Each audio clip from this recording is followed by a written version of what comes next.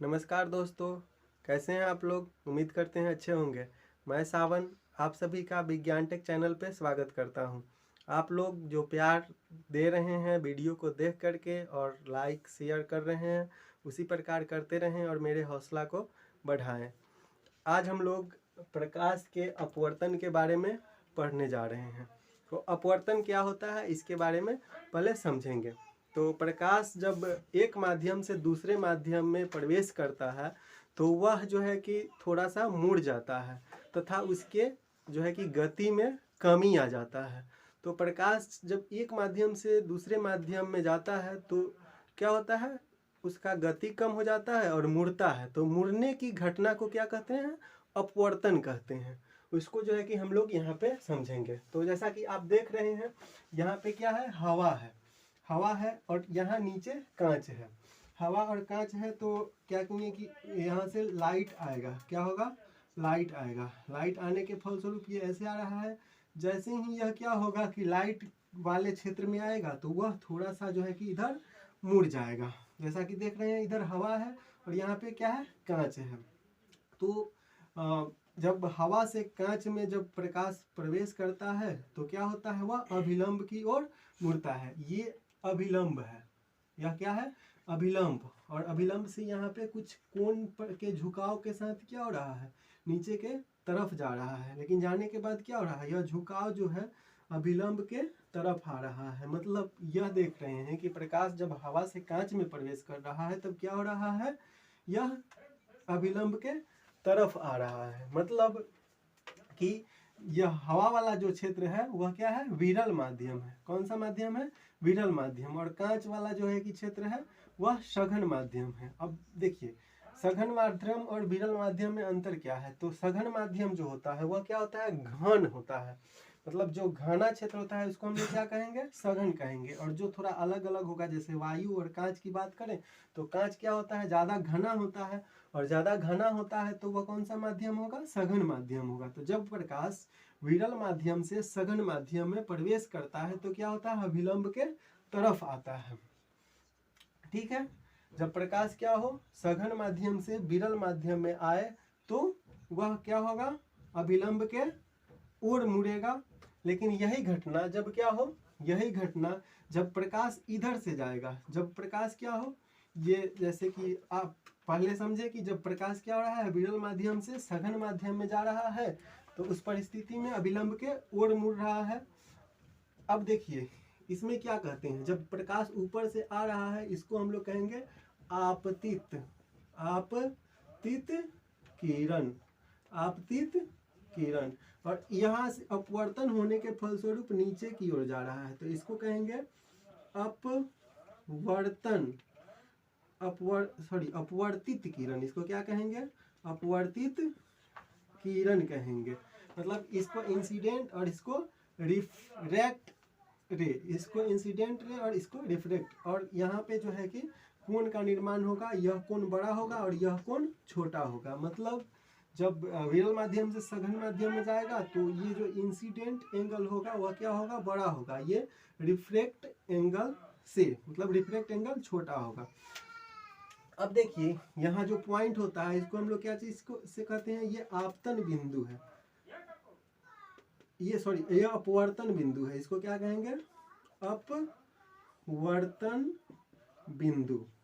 इसके अपोजिट मान लीजिए कि लाइट अगर क्या हो, ये तो यहाँ से जा रहा है लेकिन इसके अपोजिट में लाइट दें, इधर से अगर लाइट मारे तो क्या होगा। देखिए ऐसे ऐसे लाइट प्रवेश करता है, प्रवेश करने के बाद क्या होगा, यह अभिलंब से थोड़ा दूर भागेगा। देखिए जब प्रकाश क्या हो, जब प्रकाश की किरण सघन माध्यम से विरल माध्यम में प्रवेश करेगा तो क्या होगा, वह अभिलंब से दूर जाएगा। तो यहाँ पे दो चीज हमको समझने को मिल रहा है। पहला क्या, जब प्रकाश की किरण क्या हो रही है, विरल माध्यम से सघन माध्यम में जा रहा है तो क्या हो रहा है, अभिलंब की ओर आ रहा है। लेकिन यही जो है कि किरण क्या हो रहा है, इधर से सघन माध्यम से विरल माध्यम में जा रहा है तब क्या हो रहा है, वह अभिलंब, ये अभिलंब है, यह क्या है, अभिलंब, और अभिलंब से दूर जा रहा है। तो यहाँ पे दो बात याद रखने वाली है, प्रकाश विरल माध्यम से सघन माध्यम में जाए तो अभिलंब की ओर मुड़ेगी और सघन माध्यम से विरल माध्यम में जाए तो अभिलंब से दूर जाती है। अब बात आती है कि परावर्तन के नियम। तो परावर्तन के नियम की संख्या कितना होता है? 2। वो कौन कौन है? तो देखिए, आपतित किरण, यह है आपतित किरण, और ये अपवर्तित किरण, और आपतन बिंदु और अभिलंब, यह क्या होता है? सब जो है कि एक ही तल पे होता है। तथा दूसरा नियम क्या होता है? आपतन कोण की जया। जया किसको कहते हैं? कोण। मतलब आपतन कोण का मान और अपवर्तन कोण का मान किसी भी माध्यम में क्या होता है? एक नियतांक होता है, जिसको क्या कहा जाता है? स्नेल का नियम भी कहा जाता है। मतलब कह सकते हैं साइन आई बटा साइन आर बराबर कांस्टेंट होता है। कांस्टेंट मतलब एक स्थिरांक होगा। इसको कौन सा नियम कहेंगे? तो स्नेल का नियम कहेंगे। स्नेल नाम के वैज्ञानिक थे, उन्होंने यह नियम दिया था, क्या? साइन आई बटा साइन आर, जहाँ पे आई मतलब क्या होगा? इंसिडेंट एंगल का मान, ये, और ये आर का मतलब क्या हुआ? रिफ्रैक्ट एंगल का मान हुआ।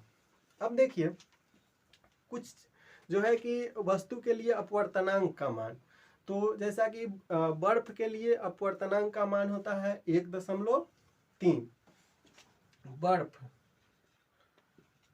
बर्फ के लिए अपवर्तनांक कितना होता है? 1.31। इसके अलावा हीरा का अपवर्तनांक कितना होता है? 2.42। इसके अलावा बात करें जल का अपवर्तनांक, जल का अपवर्तनांक कितना होता है? 1.33। इसके अलावा हवा का अपवर्तनांक कितना होता है? हवा का अपवर्तनांक होता है 1.003। मतलब इसको जो है कि हम 1 भी कह सकते हैं।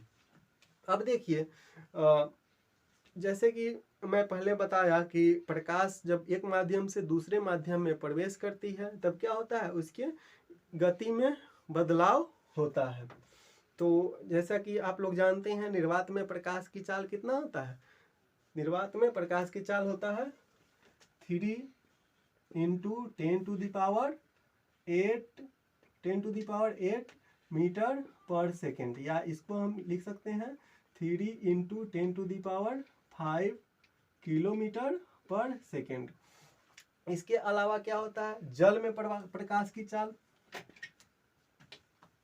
जल में प्रकाश की चाल होता है 2.5 ×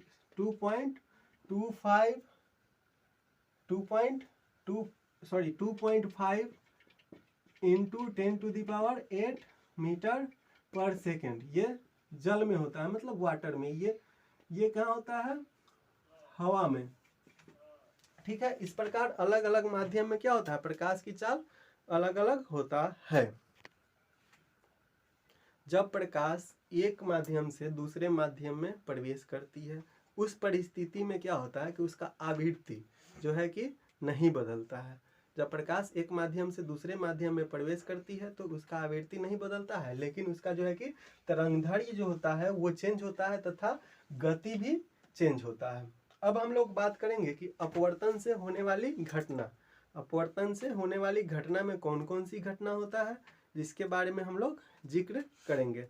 तो आप लोग देखे होइएगा कि भरा हुआ बाल्टी में जो है कि पानी से भरे हुए बाल्टी में यदि हम क्या करते हैं कि छड़ी डालते हैं तो छड़ी मुड़ा हुआ प्रतीत होता है, तथा भरा हुआ बाल्टी में अगर हम सिक्का डालते हैं तो सिक्का जो है कि आभासी तल से, मतलब जो है कि जो तल जहाँ पे सिक्का रहता है उससे ऊपर उठा हुआ प्रतीत होता है। इसके अलावा प्राकृतिक में और सारी घटना होती है, जैसे कि मछली को हम लोग देखते हैं। मछली क्या होता है? पानी के अंदर तल से ऊपर की ओर दिखाई देता है, तथा जो है कि सूर्योदय से पहले तथा सूर्य अस्त होने के बाद, सूर्य के अस्त होने के बाद भी सूर्य जो है कि दिखाई देता है और उसका आभास होता है कि सूर्य दिखाई दे रहे हैं। तो ये सारी घटनाएं किस पर आधारित है? ये सब प्रकाश के अपवर्तन के कारण होता। अब हम लोग पूर्ण आंतरिक परावर्तन के बारे में पढ़ने जा रहे हैं। उससे पहले समझेंगे क्रांतिक कोण क्या होता है। तो देखिए, हम पढ़े हैं कि जब प्रकाश सघन माध्यम से विरल माध्यम में जाती है तो अभिलंब से दूर जाती है। तो देखिए यहाँ पे हम क्या करते हैं, एक मीडियम बनाते हैं माध्यम, और ये आपका नॉर्मल हो जाएगा। नॉर्मल मतलब अभिलंब। तो देखिए यहाँ से सघन, यहाँ पे क्या है, ये सघन माध्यम है, और सघन माध्यम से विरल माध्यम में जाएगी तो क्या होगी, प्रकाश अभिलंब से दूर जाएगी। तो ये आपका अभिलंब है। तो देखिए यहाँ से जब प्रकाश की किरण जाएगी तो क्या होगा, अभिलंब से ऐसे दूर जाएगी। तो देख रहे हैं कि प्रकाश क्या हो रहा है, अभिलंब से दूर जा रहा है। जैसे जैसे हम क्या करेंगे, जो है कि आपतन कोण का मान बढ़ाएंगे, अपवर्तन कोण का मान क्या होगा, बढ़ते जाएगा। तो इस चीज़ को यहाँ पे समझेंगे। तो देखिए जब यह क्या होगा, इस कोण को और यहाँ से क्या किए, ऐसे किए, तो एक समय आएगा यह ऐसे हो जाएगा, 90 डिग्री को पार कर, 90 डिग्री पर ये कोण बनेगा। कौन सा कोण, अपवर्तन कोण। और इस अपवर्तन कोण को हम क्या कहेंगे, क्रांतिक कोण कहेंगे। मतलब जब जो है कि आपतन कोण का मान बढ़ाते हैं, आपतन कोण का मान बढ़ाते हैं, तो अपवर्तन कोण का मान क्या हो जाता है, बढ़ते बढ़ते क्या होता है, 90 डिग्री को 90 डिग्री पर पहुंच जाता है। उसको हम लोग क्या कहते हैं, क्रांतिक कोण कहते हैं। तो उस क्रांतिक कोण पर क्या होता है, जो है कि वह आपतन कोण का मान 90 डिग्री हो जाता है। तो इसको समझने के लिए, पूर्ण आंतरिक परावर्तन को समझने के लिए यहाँ पे देखते हैं। देखिए इस पॉइंट से क्या होगा, एक किरण ऐसे जाएगी अभिलंब के पास से, और जब प्रकाश सघन माध्यम से विरल माध्यम में प्रवेश करेगी तब क्या होगा, वह अभिलंब से दूर जाएगी। यह यहाँ से ऐसे मुड़ जाएगी। मुड़ने के फलस्वरूप जो है कि यहाँ का एंगल जो होगा वह क्या होगा, क्योंकि ये आपतित किरण है और ये अपवर्तित किरण है, तो यह आपतन कोण और ये अपवर्तन कोण। क्योंकि जब प्रकाश क्या होता है, सघन माध्यम से विरल माध्यम में जाता है तो वह क्या होता है, अभिलंब से दूर भागता है। तो जैसे जैसे आपतन कोण का मान बढ़ाएंगे, अपवर्तन कोण का मान और ज़्यादा बढ़ेगा और वह अभिलंब के दूर भागेगा। तो देखिए हम दूसरे फिगर में क्या करते हैं, एक और किरण यहाँ से गुजरेगा ऐसे, देखिए ये ऐसे जा रहा है, और यहाँ से जाने के बाद क्या होगा, यह 90 डिग्री पर ऐसे भाग जाएगा। क्योंकि हम पहले भी बताए हैं, क्या बताए हैं कि जब ये जो है कि जब प्रकाश सघन माध्यम से विरल माध्यम में जाता है तो आपतन कोण का मान जो होता है वह कम होता है, किससे, अपवर्तन कोण से, मतलब अपवर्तन कोण बड़ा होता है। तो एक समय ऐसा आता है जब जो है कि अपवर्तन कोण का मान क्या होता है, 90 डिग्री पर हो जाता है, और उसको हम लोग क्या कहते हैं, क्रांतिक कोण कहते हैं। और जब क्रांतिक कोण पर जो है कि यह मुड़ता है तो वह सरफेस से होकर के गुजरता है, मतलब तल से होकर के गुजरता है। तो उस कोण को हम लोग क्या कहते हैं, क्रांतिक कोण कहते हैं। यहाँ 90 डिग्री का निर्माण करता है। फिर क्या करते हैं कि अपवर्तन कोण का मान और बड़ा करते हैं। अपवर्तन कोण का मान और बड़ा करेंगे कैसे, देखिए ये किरण यहाँ से ऐसे गुजरेगी, इस प्रकार ऐसे जाएगी, और जाने के बाद क्या होगी, यह जो है कि विरल माध्यम में न प्रवेश करके सघन माध्यम में ही वापस आ जाएगी। देखिए ये ऐसे जा रही है, जाने के बाद ये रिटर्न आ जा रही है। तो यहाँ पे क्या हो रहा है, पूर्ण आंतरिक परावर्तन हो रहा है। मतलब जिस माध्यम से प्रकाश गया और उसी माध्यम में क्या हुआ, वापस आ गया। और इस घटना को हम लोग कौन सी घटना कहते हैं, पूर्ण आंतरिक परावर्तन। जब प्रकाश की किरण क्या होती है, किसी दूसरे माध्यम में, मतलब सघन माध्यम से विरल माध्यम में ना जा करके अपने माध्यम में आ जाती है, तो इस घटना को हम लोग क्या कहते हैं, पूर्ण आंतरिक परावर्तन कहते हैं। अब पूर्ण आंतरिक परावर्तन से संबंधित वातावरण में कुछ घटना होता है, जैसे हीरा का चमकना। हीरा किस घटना पर चमकता है, किस घटना के कारण चमकता है, तो पूर्ण आंतरिक परावर्तन के कारण चमकता है। कभी कभी प्रश्न पूछ दिया जाता है कि बताइए हीरा कब चमकेगा, तो आपको ऑप्शन आएगा कि हीरा जो है कि तब चमकेगा जब जो है कि हवा से जो है कि हीरा में प्रकाश जाएगा, या हीरा से हवा में प्रकाश आएगा। तो उस परिस्थिति में हम क्या कहेंगे, जब प्रकाश क्या हो, हीरा से हवा में प्रवेश करे तब जो है कि हीरा चमकता है। नहीं तो जो है कि अगर हम बोलते हैं कि नहीं, हीरा जो है कि तब चमकेगा जब प्रकाश क्या होगा, हवा से हीरा में जाएगा, तो उस परिस्थिति में आंसर क्या हो जाएगा, गलत हो जाएगा। प्रकाश तो ऐसे शुरुआत में तो हवा से ही जाता है हीरा में, लेकिन जब अंदर जाता है तो अंदर जाने के बाद वह बाहर नहीं निकल पाता है। इसका कारण यह भी है कि वह चतुष्फलकीय होता है। तो क्या होता है उसका जो है कि प्रकाश, अंदर का प्रकाश उसी में जो है कि घूमने लगता है। घूमने के फलस्वरूप वह बहुत चमकीला होता है, मतलब चमकता है। इसके अलावा राजस्थान वगैरह में जो है कि मृग मरीचिका का बनना एक पूर्ण आंतरिक परावर्तन से संबंधित घटना है, जिसमें क्या होता है, सबसे पहले धरती गर्म हो जाता है। धरती जब गर्म होता है तो गर्म होने के बाद क्या होता है, वह ऊपर की तरफ उठने लगता है। तो जब जो गर्म क्षेत्र होता है वह किस प्रकार के माध्यम का निर्माण करता है, वहाँ पे विरल माध्यम और ऊपर सघन माध्यम होता है।